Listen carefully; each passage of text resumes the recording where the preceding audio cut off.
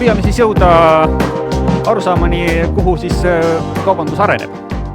Ma hakkaksin võib-olla sellest peale, et viimase jällegi 3 aasta jooksul, alates siis sellest hetkest, muidugi kui COVID tuli, on kaupmehed pidanud nägema väga suuri neid selliseid jõnkse, et kord läheb tohutult üles, siis tuleb jälle alla, siis läheb jälle aasta sees uuesti üles ja nii edasi, mis tähendab seda, et kui varasemalt oli ikka veel võimalik nagu kuidagi prognoosida, et näiteks mis on e-kaubandusmahud ja nii edasi, siis vahepeal tundus, et nende prognoosidel ei ole nagu eriti mõtet, et ausalt öeldes ma ka ei tea, et minge küsige see Irja Lutsari käest, et mis juhtuma hakkab. Aga nüüd me oleme nagu kuidagi jälle mingisuguse stabiilsusse jõudnud, vähemalt loodetavasti. Iial ei tea enam, mis on, aga paistab sedamoodi. Ehk siis see küsimus, et missugused on ikkagi kasvunumbrid ja milline see jaotus e-kaubanduse ja siis tavalise füüsilise kaubanduse vahel võiks olla lähema sellise 2-3 aasta jooksul, et mis rolli see e-kaubandus mängib. Et see kuidagi tuleb jälle päevakorda ja ma arvan, et kõik ettevõtted, kes siin mingid eelarveid tegevad ja et ühel või teisel moel nad ikkagi üritavad selle küsimusele nagu vastata, et kuhu investeerida ja milleks nagu valmis olla. Ja oli päris palju, eks ole, sellist teadmatust selles osas, et ütleme selle aasta võib-olla alguseni, et mis nagu juhtub nüüd, kui peaks olema nii tõesti, et uusi piiranguid enam ei tule, liikumispiiranguid ja uusi selliseid koroonalaineid. Et kas see e-kaubandus siis läheb tagasi sinna, kus ta varem oli, või jääb sinna, kus ta oli siin eelmise aasta lõpus, või midagi muud. Ja need, kes arvasid, et ta tõusis selleks, et jääda, nendel nagu ei olnud ka päris õigus, aga tagasi ka päris samasse kohta ei jäänud. Ja nüüd nagu selle sisseotuse järel see küsimus lugupeetud tarkadele inimestele siin on see, et tehes neid samu eelarveid ja võib selliseid lähema 2-3 aasta plaane, mis see teie ettekujutus on, et kui suur see e-kaubandus nagu Eestis üldse võiks olla tüüpilisest nagu kogu sellest kaubandusest? Ma ei tea, hakkame päris kaupmehest peale pärast rääkida teised. Jaa, meil on see sees. Et eelarvestamisperiood on nüüd käima läinud meil samamoodi ja praegu nuputamegi, et tegelikult mis see järgmine aasta meil tuua võiks, et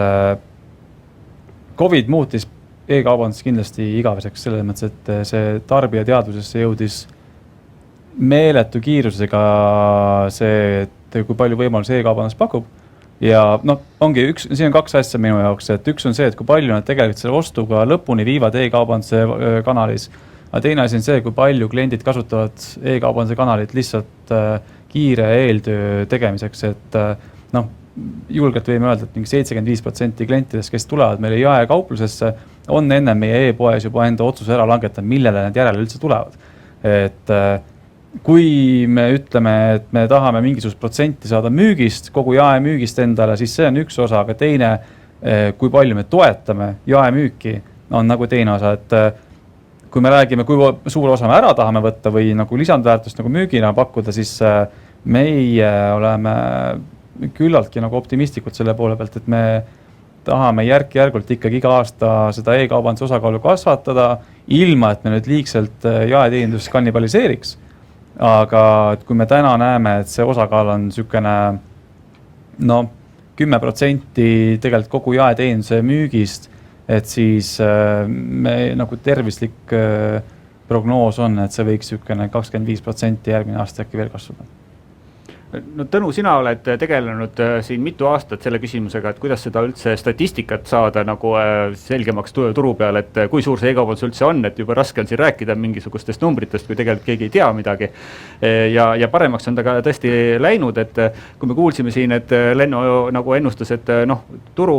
majanduskasvud, me räägime siin, et on 0 heal juhul, mõned siin räägivad ka turu peal see, et me oleme ikkagi peame arvestama mingisuguse langusega, et tagasilöögid tulevad, siis sellises olukorras, mis sina nagu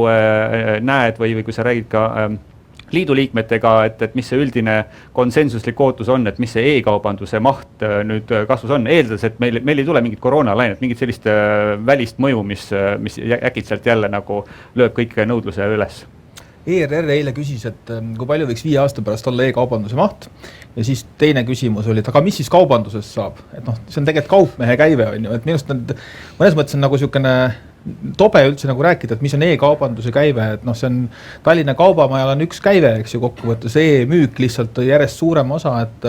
kui võtta see 2,5 miljardit eelmine aasta, mis e-kaubanduse käive oli, et see on niisugune tegelikult enam-vähem, no see on nagu keskmine palk muidugi, mis see näitab, aga selline 15-20%, et kuskil sinna vahele kogu kaubanduse mahust, et 2030 on ta kindlasti 30-40% juures, et aga pigem on küsimus selles, mis tegelikult tänaga on välja tulnud, mis eelmine kõneleja ka rääkis, et pigem küsimus ikkagi selles omnichannel'is, et nii nagu ka tegelikult just eelkõneleja ütles, et 70% vähemalt enne poodi tulekut guugeldab, on ju. Et noh, see on see, et sind otsitakse ennem netist ja tullakse poodi, et sul peab tegelikult, ma nagu ei soovitas kellelegi, et tehke ainult kindlasti e-pood, oleneb äri loogikast, aga noh, nii nagu see Poolsi näidegi, et lähen Leetu ja kõigepealt on e-pood hästi lähedem füüsilise poe, neil on väga äge kontseptsioon ja kokkuvõttes toimibki väga hästi, on ju, et pigem on see selline omnichanneli küsimus ja toote rikast. Eestlased on muidugi hästi tagasihoidlik ka, et eelmine esinejagi ütles, et ei, mis nüüd mina, et meil siuke vilets e-pood, ma vaatasin, et väga vinge on. Ma isegi ei oleks osanud esimese hoona midagi soovitada, ühtegi seaduslikku viga ma seal ei näinud ja väga mõnusas kirjas on ja et siukene, noh, tegelikult meil on väga ägedad poed, on ju. Anders, sa rääkisid oma ettekandes just sellest ka mõõtmisest ja sellist andmepõhisest lähenemisest, et noh, kui see, mis Tõnu praegu ütles, et noh, reaalsus on see, et on omnichannel, eks ole, et on üks mingi kaubandusgrupp, kes müüb, ta võib-olla müüb seal e-poest, võib-olla müüb tavapoest, aga tõenäoliselt müüb päris palju segamini, et inimesed tulevad kohale, neil on juba pool müüki vähemalt tehtud ja kus ta selle raha maksmise hetke nagu tegi, et see noh, kuidas kellelgi. Mida see siis kaupmehe jaoks tähendab, et kuidas ma üldse tegelikult aru saan, et kui oluline mul mingi kanal on, sest et jube raske on ausalt öeldes, ma saan aru, et need küpsised, eks ole, püüavad sind jälitada, aga grillid kõik ära ja ka kaupluses need küpsised sind ei jälita ka, et kuidas sa siis aru saad, et noh, et kui ka oluline mingi kanal üldse on, et kui palju ma peaksin sellega tegelema, kui nad igalt poolt nagu kokku vaatavad neid asju? No selles mõttes ma olen eelkõnejate keegte nõus, ma vaade üldiselt, et e-kaubandus või kaubandus, noh e-kaubanduse sees sisaldub kaubandus nagu nimes ka ju. Et selles mõttes, et me lõpuks eesmärk on see, et me tervikuna klientidele suudaks lähedamal olla, parema kogemus anda, selle tulemusel nad on nõus selle kauba eest rohkem maksma ja selle eest, et kes me oleme brändi eest. Aga kuidas mõõta? Ma arvan, et tegelikult olgem ausad, ega tehnilises ja andmemaailmas on ikkagi asjad suhteliselt hästi nagu segmenteeritavad ja eraldavad, et ikkagi noh, nii nagu kas sul käibe tekkis kassasüsteemist või bossist on ju, või ta teenis checkout lehelt veebipoest, noh need on nii-öelda tehnilisel tasemel eraldatavad ikka, et ma pigem ütleks ka seda, et teatud ärimudelite jaoks, kui küsida seda suurt küsimust, et noh, what next või kui suure osa. Ma ka ei arva, et e-kaubandus peab ära võtma kelleltki midagi, et ettevõtete sees, suurettevõtete eriti, ma olen näinud pigem nagu ohtu, et kui liiga hulluks lähed, vaata, siis tekib see kannibalism, et kellelegi need e-poe tüübid ei meeldi enam, sellepärast, et noh, nad ju võtavad meie raha ära. Et pigem need peaks üksteist täiendama ja seda, et kus su raha tuleb, seda saab jälgida noh, erinevate nende andmepunktidega majandustarkvarast, bossist ehk kassasüsteemist on ju veebipoest ja sealt sa ikkagi suudad aru saada, et millisest kanalist keegi tuli ja kui palju ta sulle raha jättis ja sellest lähtuvalt, kuhu siis nagu antud hetkel panustada. Selle kannibaliseerimisega seoses me tegime niisugused katse. Meil on Leedus on siis tütarettevõtte Ermitažas ja noh, kuna noored mehed on muidugi seal eesotsas, siis me tegime võistluse. Et kumb suudab käivet nädala aja jooksul rohkem teenida, et noh, kuna mahud küllaltki suured. Ja me ikkagi panime nagu päris kõvasti hullu, lasime hinnad täitsa alla ja tasuta transpordid ja asjad. Ja see kasv oli pöörane, seal toimus mingi 5-kordne kasv jälle, kõik hoidsid juustest kinni ja eelkõige ma mõtlesin, mida me jaeteenusel teeme. Nüüd me tõmbame selle poe tühjaks tõenäoliselt, et üks klient jaesse ei lähe, kõik võtavad e-poest. Aga see pilt tegelikult üllatas mind, sest et sõltumata sellest, et meil oli 5, 6, 7-kordne kasv e-poes, ma võrdlesin jaeteenuse müüki varasemate sarnaste perioodidega, nädalad ja kuud ja nii edasi ja eelmine aasta, jaeteenuse mahud kasvasid. Ehk et me justkui see promo oli niivõrd kõva, et isegi jaeteeninduse inimestel, kes ei saanud soodustust, neil olid näpud püsti ja võtsid meilt kaupa, kuigi nad see soodukat ei saanud. Ehk et see kannibaliseerimine on niisugune ja keeruline võib-olla välja arvutada iga kord ja ei käitu nagu loogiliselt see tarbija minu jaoks vähemalt. Me oleme nüüd sellest Omnichannelist omajagu rääkinud ja Tõnu siin juba ka ütles põhimõtteliselt, et kõik ongi see Omnichannel, eks ole, et see on justkui nagu selline normaalsus või tavapärane ärimudel, sa oled kaupmees, sul on mitu kanalit, et nii see tavaliselt justkui nagu on. Aga ometi nii tänasel hetkel kui ka veel vaadates ajalukku on ju olnud hulk projekte ja mõned neist siiamaani aktiivsed, kes on ikkagi võtnud väga selgelt nagu ühe lähenemised, ma olen puhtalt nagu e-pood, mul ei ole mingisuguseid füüsilisi esindusi, et kui see Omnichannel muutub nagu selliseks üha tavapärasemaks, et sa vaatad seda kõike koos ja neid kanalid on mitu, mida see siis nagu nendele e-kanali põhistele ärimudelitele nagu tähendab, et kas neil üldse on tulevikku? Ei, kindlasti on, et pigem on selline huvitav trend, et suured rahvusvahelised korporatsioonid on hakanud füüsiliste poodide tegemisel palkama e-kogemusega inimesi juurde, et see kliendi kogemus oleks sama. Et ma arvan, et see on nagu jube raske öelda sellist ühist joont, sest see oleneb hästi valdkonnast. Ma arvan, tarbija on muutunud viimase paari aastaga hästi kardinaalselt. Eriti noored inimesed, kes peale tulevad, keda on hästi huvitav jälgida. Et nad on hoopis teistsugused inimesed ka ostlemise koha pealt. Et hästi oleneb ju ärist, et ma ei saa soovitada ühelegi ettevõttele, et kindlasti tee ainult e-äri, kindlasti tee mõlemad või kindlasti ainult füüsiline pood. Et eks see kõik oleneb, aga kui mõelda sellist, mida see e-äri on teinud, on see, et tegelikult sa ei konkureeri enam ainult ju Tallinnas poodi avades ja mitte ka ainult Eestis, vaid kogu maailmas, et sa saad osta igalt poolt, et see konkurents ja hinnasurve on hästi suur ja kindlasti kui sa ainult teed veebipoe, sul mõnes mõttes sa saad soodsamalt müüa, on ju. Et neid näiteid on küll päris palju, et on ka minu poole aeg-ajalt ettevõtted pöörduvad, et näed, see konkurent meil on, et ta müüb alla oma hinna ja marginaali ja edasi, see marginaal ongi olematu praktiliselt. Ta on ainult veebipood ja ise majandab kõige muu kõrvalt ja sa saad hinnasurvet seal avaldada, et eks see pool on. No Priit, me ennist rääkisime, et teie selles sektoris selline hind on olnud väga oluline teema, eks ole, siin juba mõnda aega, et kas te kardate nagu neid konkurente, kellel ei ole vajadust neid poode ehitada üldse füüsilisi poode ja võib-olla nii suurt personali hulka palgata, et teevad lihtsalt e-poe ja siis saavad pakkuda nagu madalamat hinda, on see midagi, mis teid öösel üleval on hoidnud? Siiamaani veel ei ole, et see sõltub hästi palju sektorist, et kui ma võtan see sama meie DIY sektori, siis väga palju nagu elektritööriistade ja kõiksugu traktorite ja niidukitega on see, et klient, ta võib küll lugeda seda kirjeldust, mis tal e-poes on, seal võib-olla on ka mõni informatiivne video juures, aga kokkuvõttes on see kliendi teenindaja, kes annab talle selle lõpliku kindluse face to face, et see on tegelikult, kui neid kahte võrdled, siis see on nagu töökindlam, see teeb seda paremini, et kliendid tahavad saada sükest konsultanti ja tahavad sükest eksperdi nõuannet saada ja tegelikult kedagi, kes seoks selle projekti kokku neile, et okei, ma tahan terrassi laudu osta,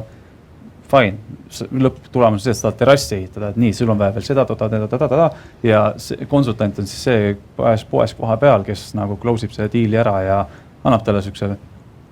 täiusliku kogemuse, täieliku kogemuse, kõik tooted, mis tal seonduvad ka vaja on, et e-poed suudavad mingil määral ka seda teha, aga ma arvan, et jah, sõltuvad sektorist. Mul tundub, et praegu ehituspoodidel on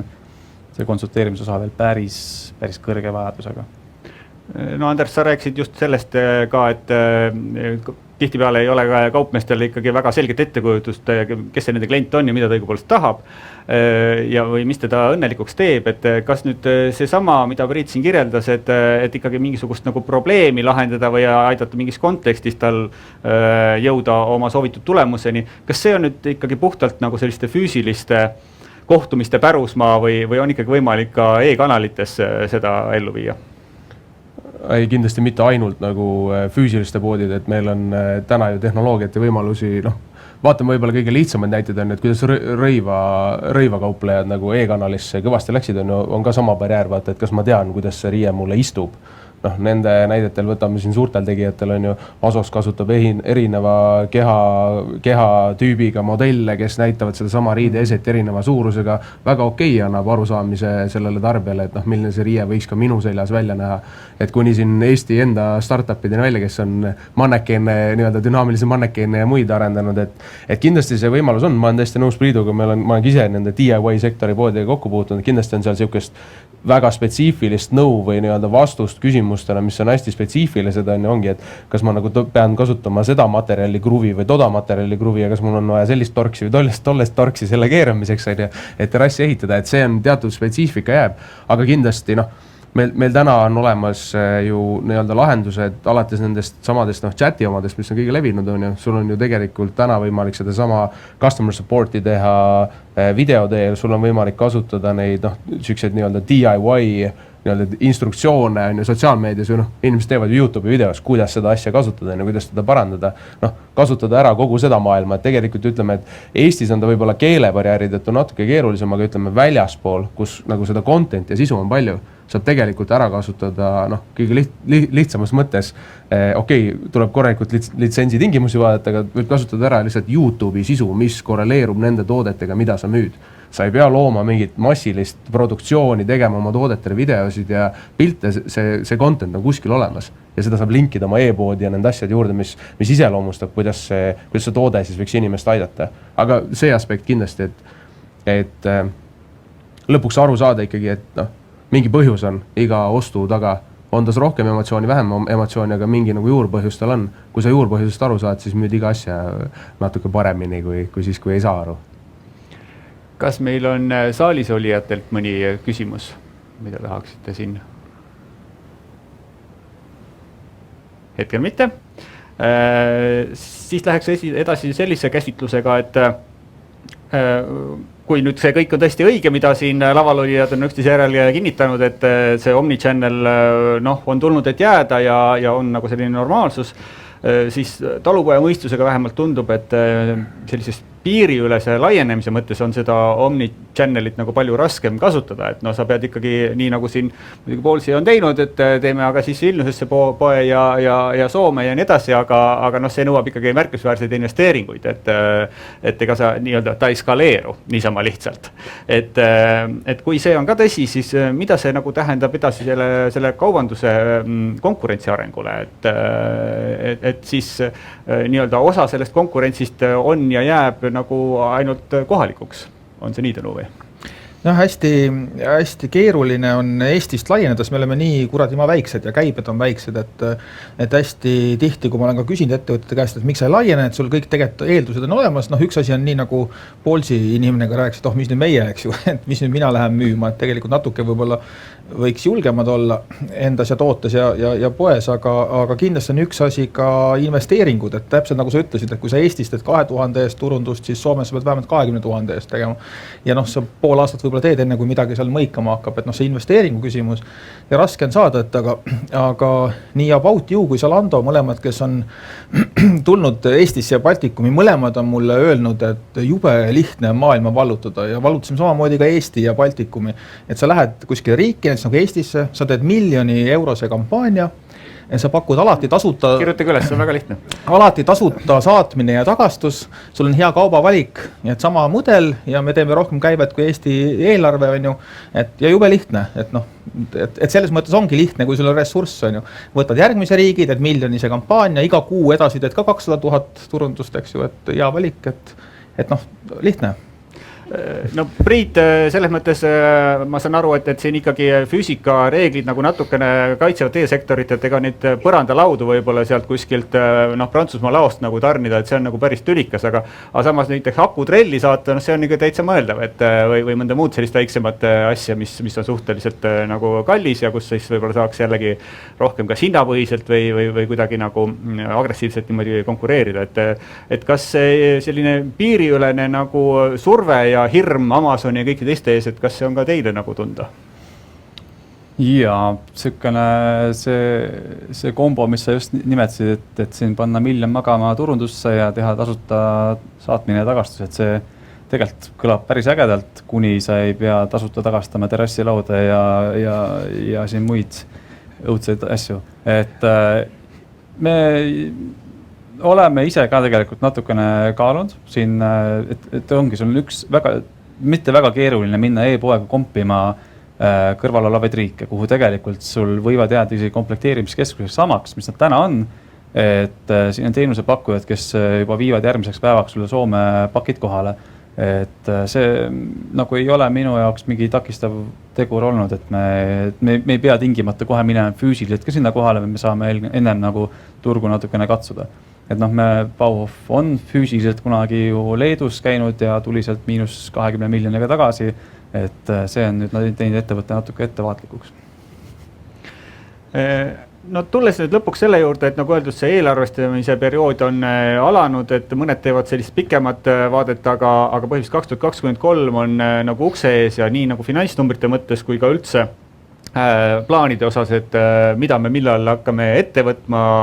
kuidas organisatsiooni ressursse plaanida ja nii edasi. Ja selles suures nagu sellises, ütleme, määramatuses või sellises kummalises olukorras, kus mõnes mõttes ma ütleks, et on viimasel poolaastal, viimaste kuude jooksul kaupmeestele on tulnud siin, eks ole, ökonomistidelt järjest neid sõnumeid, et kõik hakkab siin kokku tõmbuma, inflatsioon on kõrge, inimestel saab raha otsa ja siis mulle tundub, et kaupmeestega rääkides, et ma siiamaani üllatunud, et september oli veel täitsa okei kuu ja nüüd oktoober sai läbi, ma just vaatasin, et maksekeskus oli selle aasta nagu suurimad tehingumahud, eks ole, et jällegi, et nii-öelda see pilt ja jutt justkui ei lähe kokku, eks ole, et mida siis nagu plaanida selleks järgmiseks aastaks, et kas siis te usute, et nüüd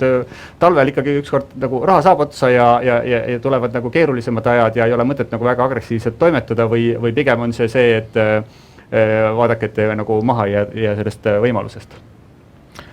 AliExpress sai suureks esimeses suures kriisis, et tegelikult sõjas võidetakse ikkagi maid, et üks selline huvitav asi on, et kui läheb raskeks, esimene asi, mis maha tõmmatakse, on turunduseelarve ja teine on arenduskulu kõlab juba, et ta ei ole kulu, aga arendusraha, et see on umbes sama nagu hobusel raiud pea maha, ütled nõõsuksu, eks ju, et ta ei lähe, et tegelikult kõige suuremad ümberjagamised ilmselt tulevadki järgmisel aastal, samamoodi nagu e-poodide arv, et enne pandeemiat oli 4000, praegu 7000, et kui sa ei müü esmatarbe, eile käisin Rimis, et ükskõik mida ostukorvi paned või ära võtad, no kuramus ei tule alla 100 eurose ostukorvi, et jubedalt on hinnad kallimaks läinud, et kui sa müüd midagi sellisele keskmisele eestlasele või kes niimoodi piiri peal elab, et ega veel ei ole väljas külmaks läinud õnneks, et ma arvan, et kui nüüd külmaks läheb ja see toit ja inflatsioon ja kõike muud, et samas võib ka ju küsida, et kellel on palka mõnusalt tõstetud kahekohaline arv sel aastal, et ma ei usu, et väga paljud käed tõstavad, igas juhuks ärme küsi mul pärast nendel paha olla. aga see tuleb kätte, et ärge seda tehke, et ärge turundusraha kokku tõmmake. Et siis läheb jamaks ja kui sa müüd muidugi midagi, mida otseselt vaja ei ole, et see on see probleemi koht. Anders, kuidas sinu kliendi suhtluses see kogemus on, et kas julgetakse teha uusi arendusprojekte või ollakse praegu juba konservatiivsed? Mul vist on, või Netgroupil tervikuna on kliendi portfelli valikuga hästi läinud, et meil on pigem sellised Buffetti teooriat uskuvad kliendid, kes ütlevad, et turu põhjast tuleb ikka osta ennast võimalikult rasvaseks, siis on hiljem ja super palju võita, vaata. Et põhimõte võib-olla, kui sa küsida niipidi, et 2023, et kui täna eelarvestada ja mõelda, et üks osa sellest on need samad arendusinvesteeringud, ma neid kuludeks ei taha lihtsalt keelpaindud, et nimetada, et kuhu panna, siis mina ütleks, et tasub panna sinna, et lisaks kaalunumbri vaatamisele, mis on tahavaatepeegel, suudaks vaadata ka nagu enda ettevõtte nii-öelda tegevuse sisse, ehk siis neid asju, kus sa saad roolist kinni võtta ja mingi kurssi muuta ja tekitada võimekus, et sa saad seda piisavalt kiiresti teha. Et siin hiljuti oli kaubandusettevõtete aastakongress, et kui küsida lavalt, et kui paljud teist teavad, mis oli eelmise kuu teie energiakulude nagu ruutmeetri põhine kulu, erinevad poeformaatides, väga paljud ei tea, sinna tasub raha panna, sest elekter on kõvasti kallimaks läinud, läheb veel ja samamoodi ka oma klientidesse, et aru saada, et mida need kliendid ostavad, millal nad hakkavad langema ja kogu see pool, et see kindlasti on üks siuke pointer aastaks 2023. Datasse tasub panna raha, nüüd tasub päriselt, et selle saab panna pöörata veel uueks rahaks. Priit, mida teie ootate järgmiselt aastalt? Meil oli niisugune töötuba seminar juba sel teemal oli, et mida me ootame järgmisest aastast ja konsensus tegelikult juhatus oli, et jalga gaasilt maha ei võta,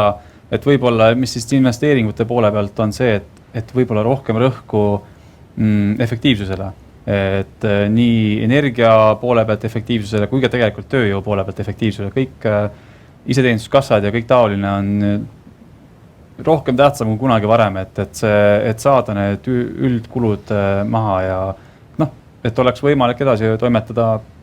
efektiivselt. Aitäh meie paneelile ja aitäh teile kõigile, kes te tulite kuulama, kaasa elama ja küsimusi küsima meie tänaselt seminarilt. Rääkisime siis ühest kogemusest ja ka mitmest kanalist. Loodan, et igaüks sai endale mingeid mõtteid, kuidas nüüd minna vastu sellele uuele aastale ja võib-olla ka natukene julgustust ja inspiratsiooni, et mida siis uuel aastal ette võtta. Et nagu siin öeldi, et kindlasti ei ole mõtet nagu kõiki asju riiulisse tõsta, ütelda, et me mitte midagi ei tee, et lihtsalt ootame, kui ükskord lähevad asjad paremaks. Siis te jääte ilmselt nagu nendest võimalustest ilma. Nii et soovin teile kõigile nagu sellist edukat siis valmistumist uueks aastaks ja loodame, et see talv siis ei tule nii hull, kui on võib-olla kõige hullemad stsenaariumid, aga sellest hoolimata see aasta 2024, ma saan aru, et kui mitte varem, siis tuleb nagu õnn õuele. Aitäh teile kõigile!